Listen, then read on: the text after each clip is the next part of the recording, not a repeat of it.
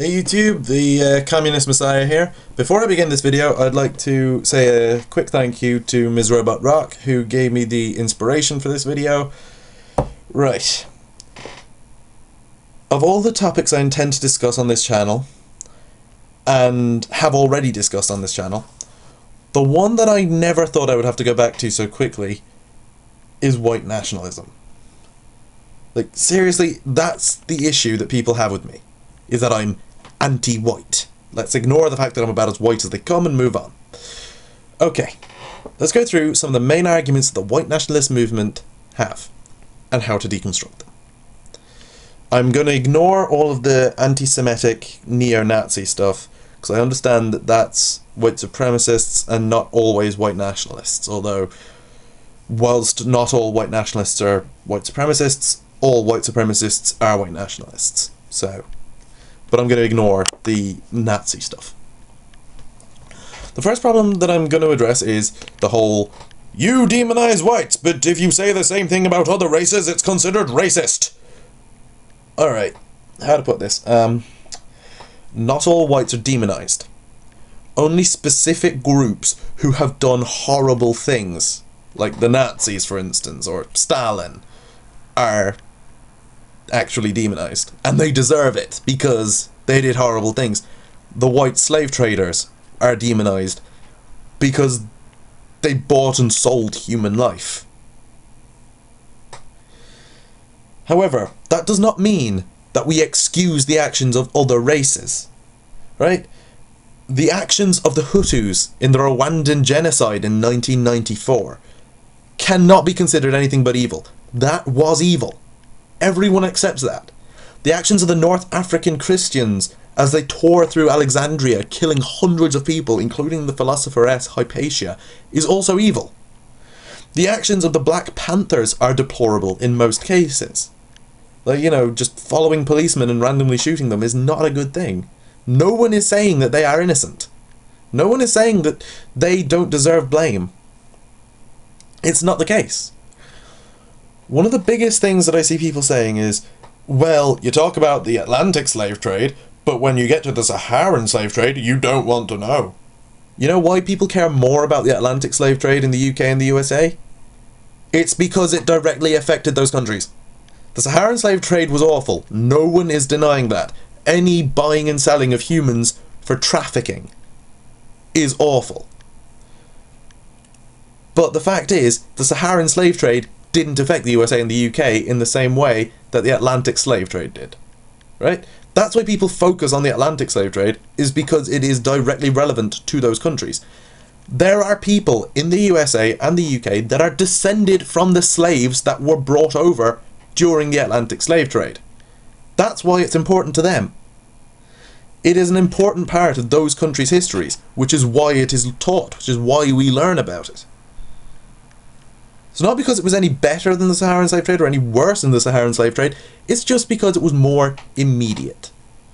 No one is demonizing the whites because we accept that blacks, Asians and natives have all committed acts of evil. The point is to learn from them and move on. Right? Sorry, I've got a script here so I don't drift off topic. The next most common claim I hear is about white genocide. Okay, I don't know how many times we have to go through this, but white genocide does not exist. It is a paranoid delusion of the culturally insecure. The main arguments are that with large numbers of African and Asian people immigrating to the USA and the UK, white culture is being destroyed, and over time, white people will cease to exist in their own countries. There are three issues I have with this particular line of reasoning. One, if you are an American white nationalist, by arguing this point, you have just given up your right to argue any further. Number two, the numbers aren't half as bad as you think. And three, white culture is not in any danger. Let's address the first issue. American white nationalists are not allowed to argue this point. As the anthem goes, and I have heard it and it's just ridiculous, Africa for the Africans, Asia for the Asians, white countries for everybody. Well, if you're classing America as a white country, you are mistaken. By your own logic, that means that every white person in America should pack their bags and go back to Europe. Likewise with Australia. Any argument that those two are inherently white countries is ridiculous. There have been Aborigines and natives living there for thousands of years. So if you are going to go by white country, black country, Asian country, in that case, get out of America. You don't deserve to be there by your own logic. As for the numbers, talking about the UK alone, because I'm dismissing any claim from American white nationalists, the vast majority of immigrants coming to the UK are not from North Africa, as some would have you believe. That's not true.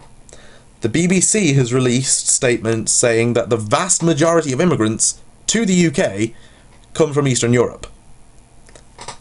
That means they're white.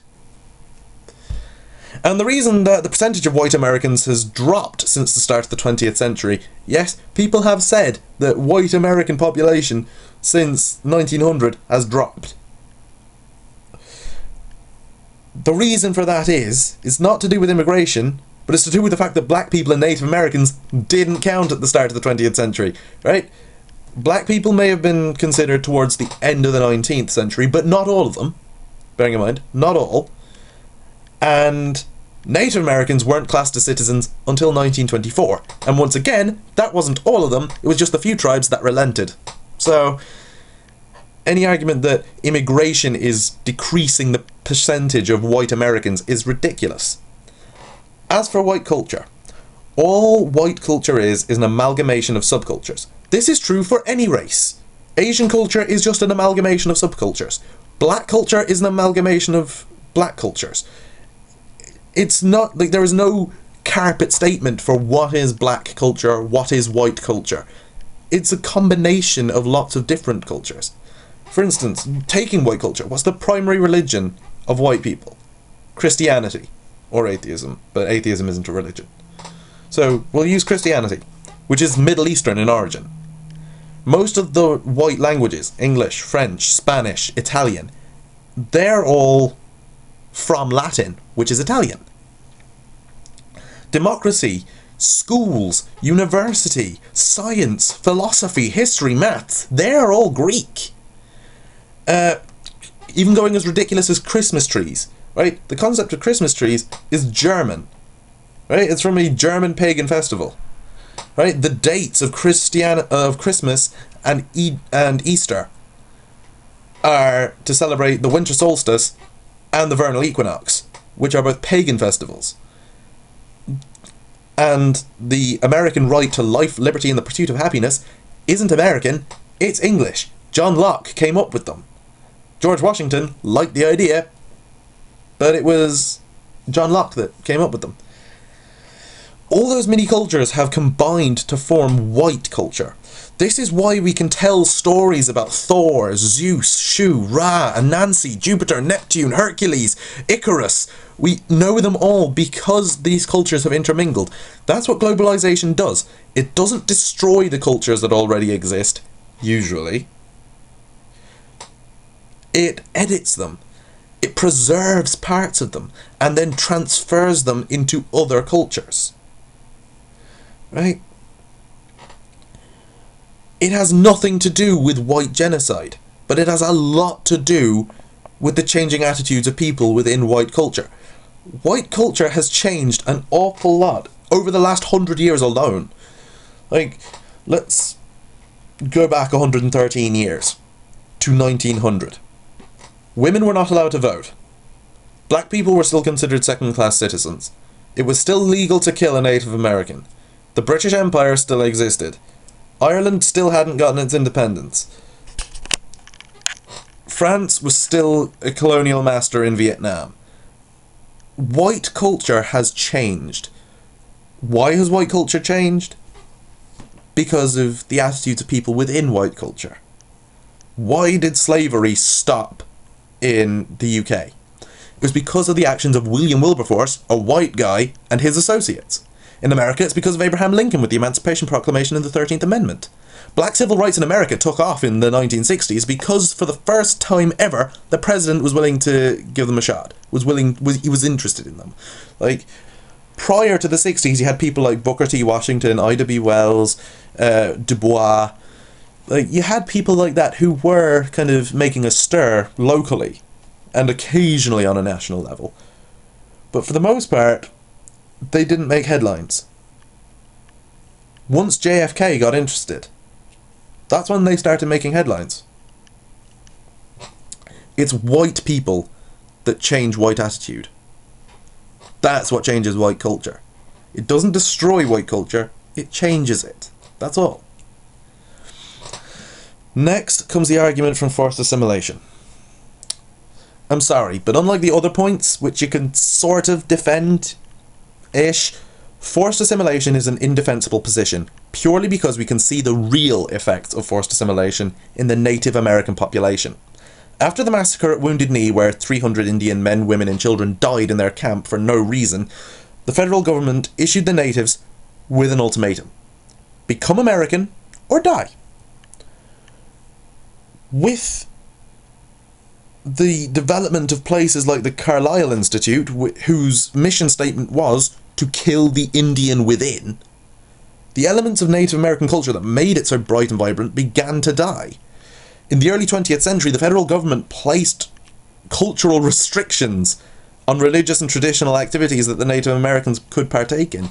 They couldn't perform the ghost dance. They couldn't do the native burial rites. They couldn't perform half of the traditions that their religion mandated. They couldn't do it. They were declared wards of the state, which means that they were just a burden. Like, Native American culture was destroyed by law, and that's not happening. In the UK and the USA, no one is preventing white people from celebrating their holidays like Thanksgiving or Christmas or Easter or birthdays. No one is stopping that from happening. No one is stopping traditional or religious services like maypole dancing or throwing a crazy party for your 21st birthday. No one is preventing that. No one is stopping that. That's still completely legal, and that's not going to change. Having studied American Indians for a little while, and it is only a little while, I'll admit, I honestly feel embarrassed when a white nationalist talks about forced assimilation. Because they clearly don't understand the meaning of the word. In fact, if they want to find out the meaning of forced assimilation, go talk to a Mohican, see what they have to say about it. You know what they're going to tell you? Absolutely nothing, because they're all dead. That's what forced assimilation does. Forced assimilation is not happening to white people. Just not. Finally, the intermarriage of blacks, whites, Asians, Hispanics, etc. is not the blending out of white people. It is not part of white genocide. Sometimes people fall in love with other people. It happens. Get over it.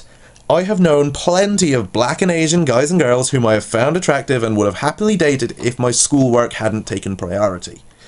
So, it isn't a direct attempt to blend out the white people. I can tell you right now that somewhere in your family history, a white man fell for a black girl, or vice versa. I can tell you that right now. There was no such thing as a pure white. Not even me. Like, I can trace my family back to the High Kings of Ireland, and I've been Irish. My family's been Irish pretty much permanently. But I'm fairly convinced that somewhere in there is a kind of a fling with a black chick or something. It's not the blending out of white people. To think that it is purely paranoia. End of story. Once again, I'd like to thank Ms. Robot Rock for giving me the inspiration to make this video. And see you later, YouTube.